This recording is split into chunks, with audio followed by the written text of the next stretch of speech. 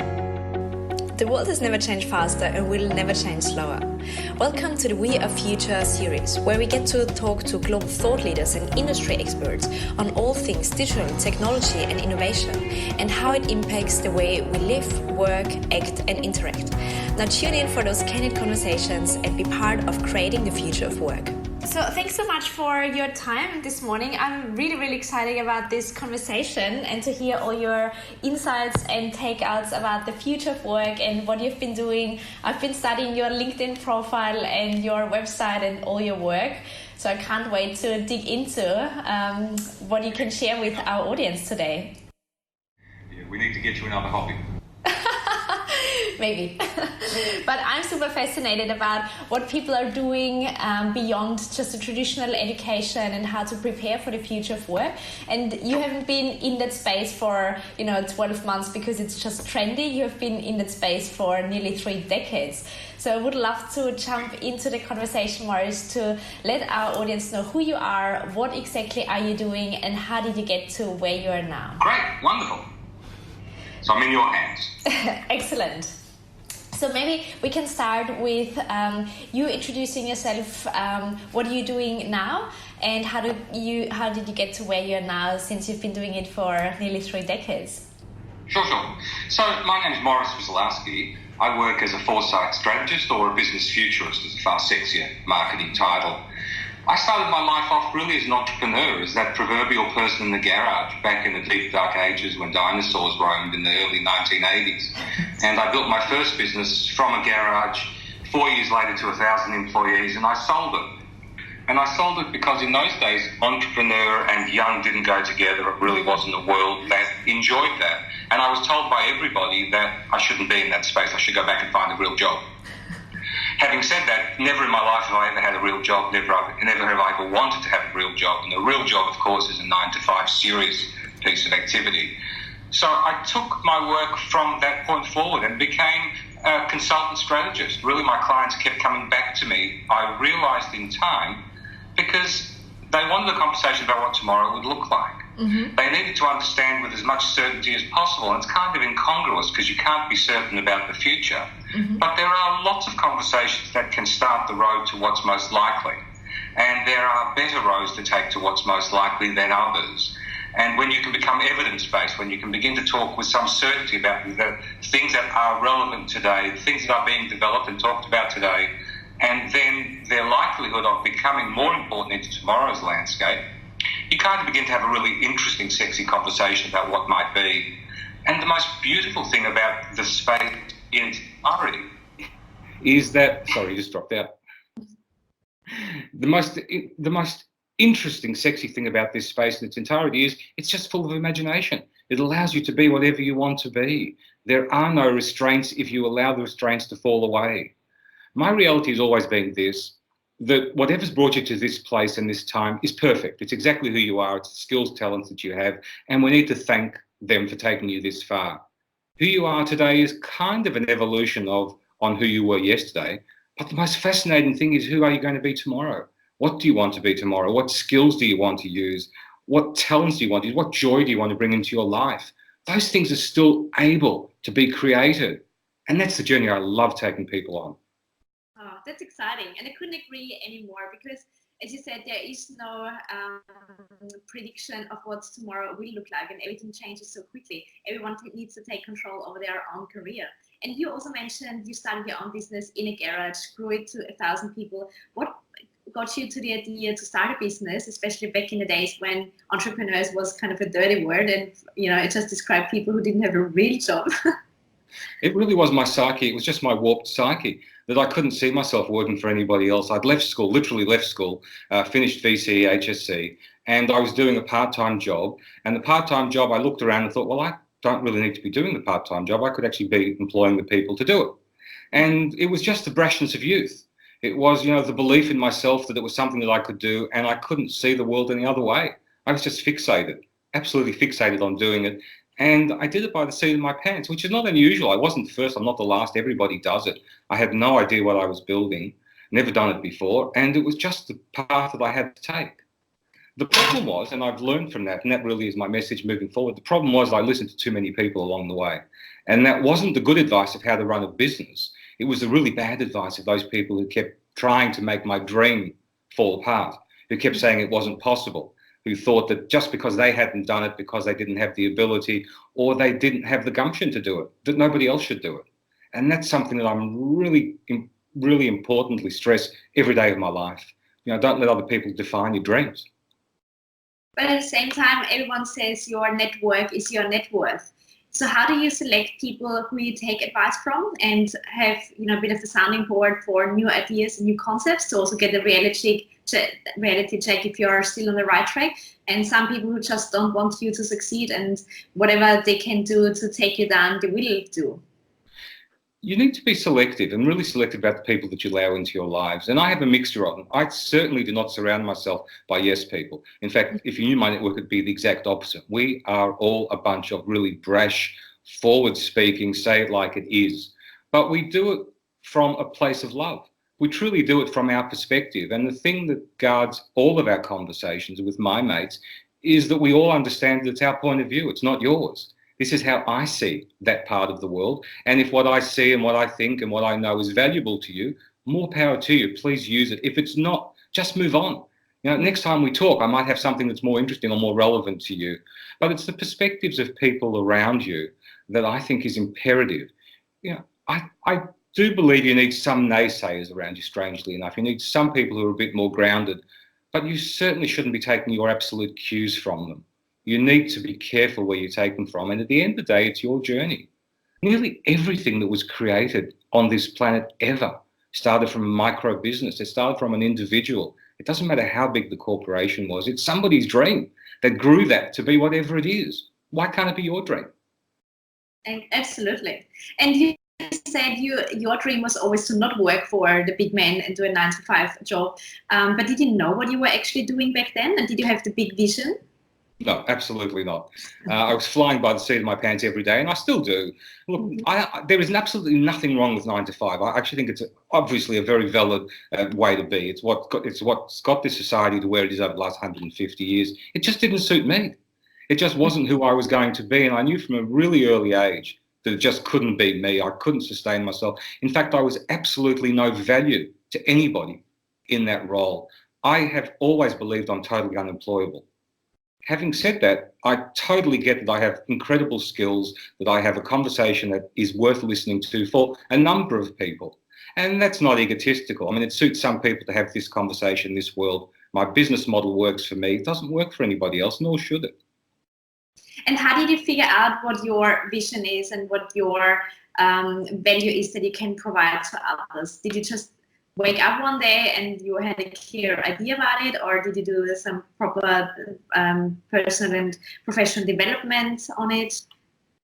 It's a mixture of both for me. Really, it's an evolution. For me, I'm constantly evolving. Every single second of every single day I've ever been alive has taken me to somewhere I've not been before, and I know that. So I have no view, never had a view that I've ever reached a peak of anything. I've never believed I've known it all. I've never believed that I have the sum total of whatever it is that needed to be known for that. But I've always felt that I was on a journey. I've always felt that I am somewhere along that path.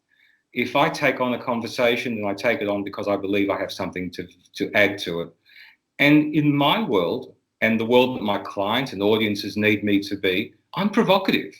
I need to be contrary. I'm really lucky because I get to say things most people would get fired for. Most people would get thrown out of rooms for. I make a living by calling people out, by showing them that what they've done is perfect up until now, but that it may not suit them moving forward. And that's a really brave conversation, not for me, I'm used to it, but for most people to want to be told that is a really brave space for them to be. And what you just mentioned, what they've done so far may have served them to get them where they are now, but may not serve them to where they want to go. How, where do you see the biggest changes in the maybe last 12 or 24 months that you have seen, and how have we developed as an organization, as a professional in that time? I'm enjoying so much that we have evolved. I think we've turned a corner now. We've spent the last 30 years really bowing down to the feet of technology. Every job, every position, every company, every marketing conversation always had technology attached to it. There were skills that you had to learn to make a computer or whatever that technology is work. And that's what we paid people for primarily over the last 30 years. Development of desktop designers, app developers, all kinds of really wonderful people, social media, really, really great people, but grounded in technology. In the last 2 years, I've been allowed to have more conversations about humanity than I've ever had before, that we're pushing back to the human being. Technology exists. It's like electricity and gas. Of course it's here. Of course it's important. Of course it grounds. Of course it does everything that we do, but I don't need to know that anymore. I'm well beyond that. All I really need to understand is, how does it evolve humanity? How does it change the work landscape? How does it change business? How does it change people's thinking? What can we do with that technology that we've never been able to do before? So most of my conversations, whether it's in HR or in marketing or in innovation or in Silicon Valley, it's always about people, and that's just joyous. So the biggest change for me in the last 2 years has been the ability to push back to those human skills that I think for far too long have been put to the side. And can you give us some examples of those human skills that make an organization successful eventually and also professional in their own career? They're things that we're born with. They're the innate things. What about mystery?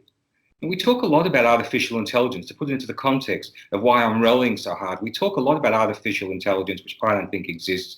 I prefer to call it machine intelligence.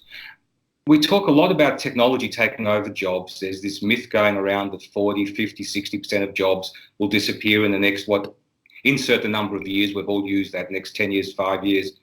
I just find that incredulous, because it talks about a time when humanity will do nothing and technology will do everything, and that's never going to exist. So going back to the question, if we allow ourselves to believe, and I think it is true, that technology will do all of the routine work, nothing new in that, whether that's physical or brain work, the routine stuff humans don't want to do. We've never wanted to do it. We're terribly lazy, or I should say I'm terribly lazy. If I can get something to do something for me, why wouldn't I? So what I'm left with are the skills that I think are imperative, the skills that are going to make a difference. So my future landscape conversation is this. Within the next 5, 10 years, absolutely. Technology will know what you've done, where you've done it, how you qualified, and it will be able to assume that and tell an employer or a group of people, this is what Morris can do. This is what Petra has done in the past. Conversation doesn't need to be had. Technology does that. I'm either useful or not, and I'm brought into an ecosystem. What I need from you are then human skills. I need your mystery. I need you to be able to do things that technology doesn't do. Strange things like being anxious are really great for humans, because in our anxiety, again, not to the extreme, but in our anxiety, we often find solutions to things that we've never thought of before or didn't think possible. We're pushed to that space. What about our values, the things that we hold important? What about serendipity, which I think is incredible in innovation? Those things are not things that technology will ever do for us. They just won't. Skills like belief. What about empathy? So for me, it is absolutely the human skills that I think are imperative moving forward, and that we have not been allowed to show for 200 years. For 200 years, our employment was based on qualification, replication, being able to use technology and being able, as a human, really to do a repetitive task day after day. And my catch cry is now, technology will do that. We have to go back to being human. We have to go back to having those incredible conversations and have foresight that technology can never have. And you've been working with some of the largest organizations. What's been the conversations about that, and how do those changes impact the way of them doing business and them staying competitive and relevant and top of their game? So we've changed our value system within corporates, I hope. For a long time, as I said, technology was number one. I did a research piece with a large global consulting firm last year, which was internal. It was about what their clients were coming to them for. And we found through their research that the top 3 things were this. Firstly, clients were coming to them because they had the technology. Now, I use technology in a really broad way. It really is the way we work. It's not just computers. So in other words, I had the systems, the practices, the protocols, obviously all of the plug-in equipment, everything was there. But they weren't coming to them for that. The second thing that they were coming to them for was the brand, because the brand is well known, it's global. Some corporations, some governments require that brand in order for that project or that idea to have merit. So having that brand attached to the idea gave it a lot of kudos. And that would have gotten them most of their work as well. But what we've found over the last 3 years going backwards for them of why and how they gained work was because of the partners and the people. It was because of the expertise. Because firstly, corporations and other people were saying that Petra is really, really good at this. This is what she does particularly well. I know that's her expertise. She's backed up by an incredible brand. So we know that's okay because the brand is solid. We know they wouldn't have chosen anybody that really wasn't reputable and couldn't do the job. And there's a support network within that brand. And obviously we know she has the technology to do what's required too. So it's the shifting now. It really does come down to the individual. It doesn't matter if that individual is part-time, is a consultant, is there some, it doesn't matter whether they're part of the gig economy. It's about the individual moving forward. So for me, my catch cry is absolutely that. Working from corporates backwards, you're hiring individuals now. You really need to look at that person, her or his skills, what they bring. Don't hire somebody for coffee. You need somebody that will be controversial in the right sense, be controversial, will challenge, and also understand that that person is now the steward of that role. I hate job descriptions. I think they're absolutely irrelevant. A job description is a snapshot of something that was written in the past that kind of sort of talks to what needs to be done. And instead I say to my clients, hire somebody with a broad understanding of what that role will be and make them the steward, the ambassador of that role. Their responsibility is to drag that role and the company kicking and screaming into a future landscape and to continuously do that, not to repeat what's been done before. Absolutely. And it also puts back responsibility to everyone else to take control over their own role, what they can bring to the role, to the organization, and their contribution that they bring, which in the end gives them the purpose why they exist and the motivation to get up every day, especially when it gets hard. Yeah. And you touched on something very close to my heart, which is branding, personal branding, employer branding, company branding, consumer branding, whatever it might be. Would you mind elaborating what branding or the word brand means to you and how we as a company or as an individual can actually build our personal or our company brand? So I spent a lot of time around branding. I was a lecturer and I lectured in marketing. So I love the word and I use it, but actually I've stopped using it. I've stopped using branding because to me, it comes down to branding being self-evident when Purpose 2.0 is discovered. In other words, going back to my humanity, Purpose 2.0 is not just what we're here for. In other words, we're obviously here to make a profit or we're here to make the best widget or whatever that single statement is that we've spent so long trying to craft and define and put up on the wall or at the front of a brochure. Purpose 2.0 really talks about as a human, and I'm talking about corporations because they're made up of people. What do we stand for? What are our values? Where do we want to be in 10, 15, 20 years? What sort of legacy do we want to leave behind? I found that once we get back to Purpose 2.0 or core, as I often talk about it, we can flex really, really well. And to me, that's what branding is all about. The reality is of how we do it is changing constantly with technology. That's the conversation we all have. You know, there are so many new things around us that will speak to the how we do it, but the why we do it is constant. If we can figure out why, and that becomes our strength, it becomes our core, it's really like the tree, the trunk of the tree, then we can grow anything off that and we can do it as quickly or as slowly as we need to as we respond to the marketplace, our organisation, our staff, our stakeholders, whoever else it is, because we truly get who we are and what's important to us. So we can flex. So that's my understanding of branding. I mean, I know that we can then put all sorts of marketing conversations on top, and I expect and suspect we will need to continue doing that. But at its core, it does come back to its core, Purpose 2.0. Absolutely. And because it's also, we want to have this talk series quite practical, would you mind expanding on the how we can identify our purpose and our values if we're a person or a company? How can we find that what makes us the person we are? The first thing we need is honesty, and I mean honesty with ourselves, and that's a really difficult place to be. It's if everything was in that perfect zone, which it never is. Who are we and what are we? What gives us joy? What is our purpose? Now, I keep drilling back to that. I don't want elevator speeches. I don't want 1 or 2 word glib answers. I really want people to go through a psychological hell of sorts, and I mean that in kindness, to figure out what they do and who they are, and to strip it away, which is really, really difficult, to strip it away from the how, because most people keep coming back to how they do things. And I'm really interested in why. So for me, I'm asking people constantly, what is your passion? Who are you at home? Understand that your work is only one element of who you are. And that's the same for corporate, that there is much more around you. In that perfect world, what do you represent? And it's drilling that down and drilling that down. For me, I usually say as a quick exercise in the workshop, I ask the question why, or I get the people to ask the question why 5 times. Why? So why do I do that? And then asking that again and again. And with honesty, by the time they've gotten to the 5th, they truly are at a position where they've stripped themselves away. And that might be something to themselves. I'm asking them to do that to a larger audience, but within themselves, they've stripped themselves down to a place where they are having a really honest conversation. And that again works for corporates, it's not just individuals. Once we're at that truth, we can do some incredibly wonderful things. Mm-hmm.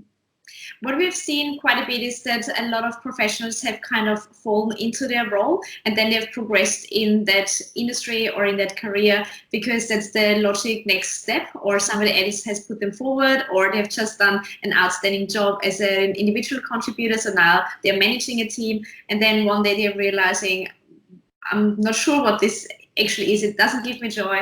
I don't like going to work. I'm not excited by anything, but I'm also not sure what else to do because I've been doing it for 5, 10, 15, 20, 30 years. How can I pivot now? Would you have any recommendations on how we can go back to the core and strip everything that has happened to us or for us away? Yeah, absolutely. We are living in a time that we have not seen before for, I think, 300, 400, 500 years.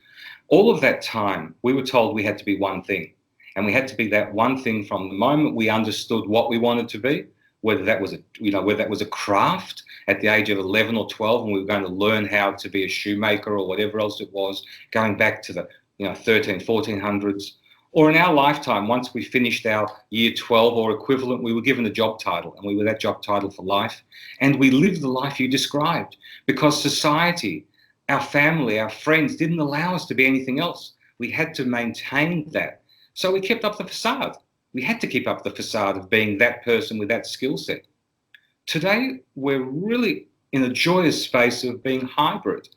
It is common for people to do one possibly central piece of activity that brings them in their work or their money. But it's also absolutely common, almost expected now, that you have side hustles. You're part of the gig economy. So I think the way to overcome that is for many people, because we live a practical life, of course we have to put food on table. We can't just pivot for many of us at the drop of a hat. It might be a slow drip approach. Pick up a side hustle. Figure out what your purpose is, what it is you want to do. If you're behind the desk and you love gardening, then get on to some of those wonderful gig economy sites and find an hour or 2 of gardening. Find an hour or 2 of aged care. Do some voluntary work, do the side hustle, because no one's going to judge you by it. In fact, they're going to do the opposite. They're going to see you as a more well-rounded person. And by trying out those extra skills, by seeing if in fact that skill that you've always wanted to do, so you're a mad chef, but you're an accountant by day, see if you can be a mad chef on the weekend or in the evening. Take a couple of hours to explore, to play, go back to kindergarten, be a child in the right sense. Use your imagination. So today, Petra, I think there are more opportunities than ever culturally, socially, and technologically for people to be able to do that. And then you will often find that if that is Passion 2.0 for you, you'll find a path. You take another side gig or another, do something else, and eventually grow yourself towards it. And the reality for all of us moving forward is that we will have a portfolio approach to work. It's rare that we will find an individual over the next decade and beyond that just ever does one thing and one thing only. That most of us will do a number of things throughout our days, weeks and months. Some of them will be for income, some of them will be for joy, some of them will be for society, for philanthropy. Start early, be a trendsetter. Don't wait 5 or 10 years till the rest of the world catches up with you. Do it today. I couldn't agree anymore that we are definitely living in the best time that we've ever been in, because of all those opportunities that are open to us. But what we've also seen is that people see now those opportunities, even though they may have not grown up in that time when there were more opportunities than that just one job. And now they are scared of letting this go, because this is also part of their identity. They've been in this role and this industry for so long, and everyone knows them for it. Although their passion is somewhere else, they're not quite ready to let go of this one piece. Have you got any advice on how we make this change and be more adventurous and more courageous, probably also to take the leap? The practicality goes back to the technology. So we can actually connect ourselves up to be able to find those pieces. So we can go out and find that 1 hour of gardening or anything we spoke about before. So to me, that's the how. It comes back to braveness. It really does come back to Passion 2.0. I know we've talked a lot about that in our conversation, but I truly don't want to and can't make you do anything. I mean, I can force you short term to do something in your job role as a manager, but we're talking about your life here. We're talking about you being the steward of that. I don't think that you can be your entire authentic self until you've taken this brave step, and it is. And that's why I go back to the earlier conversation of today's society allows you to do it. Honestly, baby boomers were not given that opportunity. Now, that's not crying for them. It was what was relevant to their world. They had to be that one thing. If you took a part-time job, then you were seen as not being successful. What's wrong with your real job? Now, can't you make a go of it? If you worked on the weekend, it was because you had enough money. So again, you weren't doing well. Truly, nowadays, it's unusual for anyone to have that approach. They actually see it as a badge of honor. Now, you're actually doing that 9 to 5, and on the weekend, you're doing something else. So it's kind of a repeat of the other answer, I know, but it still is the same thing. It's up to us to be brave enough. And what I'm enjoying now is that society, not that we need other people's permission, but many of us feel that we do.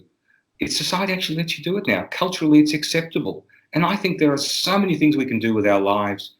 Also remember that you and I, hopefully, are going to live to 100 years of age, our children and our grandchildren to 120 and 150. That's a long, long time to be alive, to just try and do one thing. I love chocolate. I don't want to eat chocolate all of my life. I want variety. And that's really what we're talking about here. You owe it to yourself. And the truth always is that if you allow yourself to have other flavours, then you really are a much nicer human being. And you bring back to every other aspect of your life really wonderful opportunities.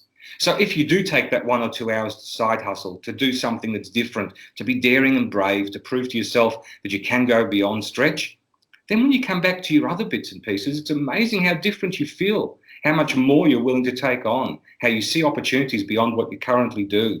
And that's what the joy of being human is. Totally. And obviously your sweet spot is business futurist, being a business consultant to organizations who want to prepare for the future of whatever that is. How do you go about that in terms of them exploring and then them pivoting maybe even, or being brave to take a new direction without necessarily losing their core? How do you go about that? So the first thing is helping them to define what their core is. And often that's, as we said before with individuals, it's often around their product.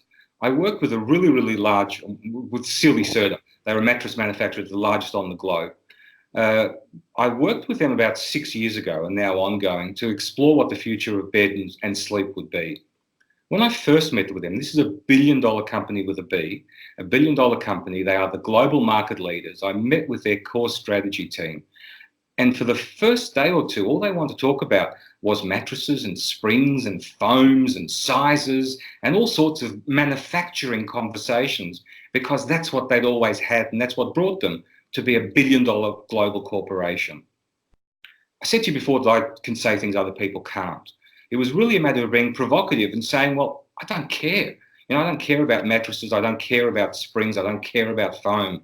What I care about is sleep and rest. I want to understand what beds can do for me beyond just the norm.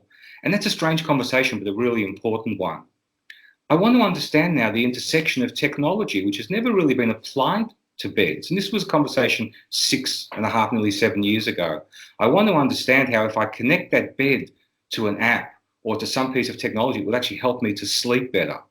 So we went from being a manufacturing mindset to being a technology company that sold rest. And part of that rest was the mattress, but there were also so many other things that we could do. And the tap for that, the thing that got us back to passion, got us back to core, was humanity. It was, how do people want to use their bed? What does it represent for them? We now spend a lot of time in bed that we didn't before. We work in bed. We actually take our laptops in there. We watch TV in there. Of course, we do other things in bed as well, and we sleep. But when you begin to look at how central it is, how now we have families coming back into beds, how people want to bring their kids in and have conversations with them and eat in bed, all of those things are very different. Now, to me, that's the practical example of changing mindset, of looking at what it was, but looking more importantly at what it will be. And then how do we evolve and move into that space? And I mean, you've been in that space for, as I said, nearly 3 decades now. How do you expand and challenge your own mindset and not get stuck into an area, or stay curious in what's next? How do you stay on top of the, not just stay on top of the game, but actually leading the game? For me, it's childlike. I've never really evolved, and I'm conscious about that. So I'm not childish, but I'm childlike. I'm always curious. I always have gone against status quo. I've said to you from day one, I never thought like I was employable. I've always seen the world as understanding that what we have and what we know at the moment is the best that we currently have. But that tomorrow there's going to be something vastly different that's going to change my mindset, change my thought. And I've passionately looked for that every moment of my life. I'm kind of the opposite of most people. For me, humans are actually hardwired to change, but we've socially wired people not to want change, to accept certainty. I don't believe that for a second. I never have. I know the human body was made and designed that if it's cold, I'm going to get out of the cold. If I'm hungry, I'm going to eat. So we constantly are looking in our mind to change our constant status quo. It's why our body, in fact, fixes itself, because something internally is wrong. So the body actually fights internally to move away. So my answer is, strange enough, within that, I've just evolved to understand that and to be happy with that. I love the notion that I don't know anything. And in fact, the more I know, the less I know. And I mean that with the greatest respect to me, that I know that there's so much more, and I'm so desperate to understand it and to know it. But I've developed, as does everybody when they work for that length of time, I've developed a pragmatic approach to that. I take an evidence-based approach. I'm also lucky that my network is large, that I get to meet and see and do things well beyond most people. And that is only because I'm in that space. So I get to see things often years or maybe a decade or two before they actually become mainstream. I can pull at threads because I'm lucky enough to spend all my day in that kindergarten playing with that. But it comes down to knowing that I don't have to be perfect at every moment of every day, that the conversation changes. And that is the perfection, that the conversation changes, my thoughts change, and that I'm really comfortable, as long as it's pragmatic and I understand why, changing my opinion on a dime. And I mean, you've always been ahead of the curve, and it's probably also, you said at the beginning that, you know, people back in the day didn't see entrepreneurial or an entrepreneur as a real job. It was just somebody who was unemployed or unemployable, trying to make a means. How do you combat this negative perception? Also, how do you educate about what's next for companies and for individuals, and also make a living of that? Because I think there's a lot of education required, that people see or realize what you can already see that's next, but I'm not quite sure if they can trust you because there's no evidence there just yet. It takes an individual. I mean, when I go into a corporation, I'm always looking for that individual, that champion, that person that is willing to take the risk and the gamble. It's why, for me, what I do is part art, part science. The art being the ability to envision, the ability to imagine, the ability to see things that are different. And the science is looking for the evidence-based. What do we know about today that most probably will take us to that future landscape? What technology is around, what thinking, what culture, how is society changing, how are demographics? So I ground them in both of those. And my conversations are very much pragmatic. I've learned that a long, long time ago. If I'm going to talk to a board or do a workshop or a keynote, what you want from me is part imagination, part motivation, inspiration. But you also want to have a hook. You also want to know that pragmatically there's evidence of these things. So for me, it is very much about that. It's about taking people back, as we've said, to their core, and then challenging the way that that cause evolved over the past, which is one of the tricks I love most, because as humans, we expect that what we've done now is the way it's always been done. And it never has. It's always evolved. It's always changed. It doesn't matter what the industry. I've never found that to be true. So I can always take people back to a previous state in which what they currently do was seen as mad, was seen as something that would never come about, it's seen as a complete folly, and help them to understand that they have in fact evolved and they've done that all of their business life or all of their corporate life. And then once we're at that point, we can then get back to the point of view, well, if you accept that you have evolved to get to this point, otherwise you wouldn't be profitable and successful, how else might you evolve? The difference being now is I don't want you to fall into it anymore. I don't want you to discover it too late. I actually want you to be ahead. Let's be purposeful now. Let's actually make some decisions. The point that you said at the beginning of our conversation is in fact one of the most important ones too, and that is that futures is a multiple word. It's not a singular word. That there isn't one future. I don't believe there's one predestined piece of activity. There's no particular date on the calendar where these things are going to happen. As humans, we have to buy into them.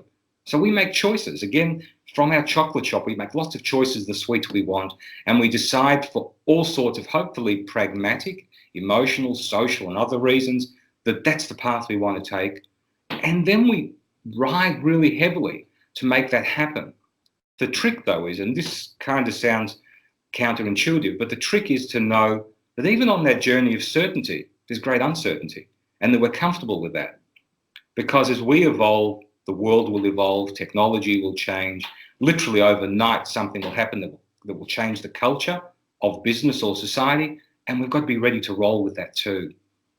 Absolutely. And as you said before, the only way to manage this uncertainty is to explore, to try and experience in a less risky environment by volunteering, by taking on a side hustle or a project to see what it's actually like, because we can think about it all day long what it would be to work in this industry or to have this job, but until we feel it and experience it, we actually have no idea. And this is the best way to minimize the risk and be less anxious about what it might mean if we change. But this is also requiring some motivation and courage to take on this challenge and be more aware of, okay, what does it do? How do I feel about it? How can I use it now to make a living and commercialize the strength if I identify there is some gap? Absolutely. I mean, the advice I give to my own children is that life is a game. It's a wonderful game. But the thing is that there aren't any rules. I mean, don't live by anybody else's rules. Develop and change as you need to. Understand what it is that makes you happy. We have for too long pursued our lives and valued our lives by our outputs, by the money that we bring home, by the size of the house that we have and the car or whatever other asset. There's nothing wrong with that. I think that's a wonderful, joyous thing, but it can't be the totality. I'm really enjoying now that we're beginning to measure our lives by inputs as well. The inputs of how we live our life, of how we allow ourselves to evolve, of how we participate in community. We don't necessarily have to have a measurement for that as an output to know that it was valuable. So live your life by inputs. Don't allow yourself to measure yourself by the output, because that's so singular.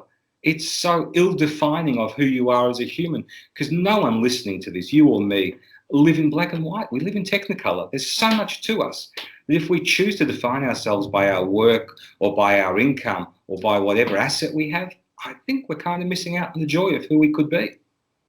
100%, and it's also not necessarily in our control, the output. We can only control the input, what we put, the effort, the hours, the passion, everything that we put in. This is what we can control, and this is also reducing the anxiety. If it's resulting in a massive income or guest speaking engagements or a completely new career, we just don't know. And if we're just fixated on the one outcome, we're limiting ourselves from so many other opportunities that could be much bigger and better than we would have thought. Well, and more joyous. I mean, bigger and better is important, but more joyous. And that's not some hippie conversation. It's really all the decades of work that I've done. I know that when I see people smile, when I see people happy, when you see them really humming and tuned into who they are achieving extraordinary things for themselves and other people. It just is the outcome of it. And it's difficult for many of us to get beyond our current life to get to that point. But it is now more possible than ever before. It does take bravery. It takes all kinds of things that we might not otherwise have thought we had. Isn't that the joy of being human again? To discover that we are, in fact, more than we ever thought we were before? Yeah, absolutely. I seriously could not agree anymore, and I thoroughly enjoyed our conversation. Maurice, how can we find out more about you? How can we stay in touch? How we can get more inspirations from you? So I'd love to keep in touch. If there's conversations you want to have, workshops, keynotes, or strategy sessions, it's businessfuturist.com. But all the usuals as well. So, find me on Twitter and LinkedIn and all the others. Let's keep talking about what the future might be. Absolutely. I can't wait for that. Thank you so much for joining us today. A pleasure. And that wraps up another insightful conversation about the future of work. And now we want to hear from you. What was the biggest takeaway from this conversation? Make sure you share your learnings on LinkedIn and also tag our guest speakers. And of course, if you or somebody you know has some more interesting take on the future of work, send us an email to contact@wearefuture.com. Until next time, and keep creating the future of work.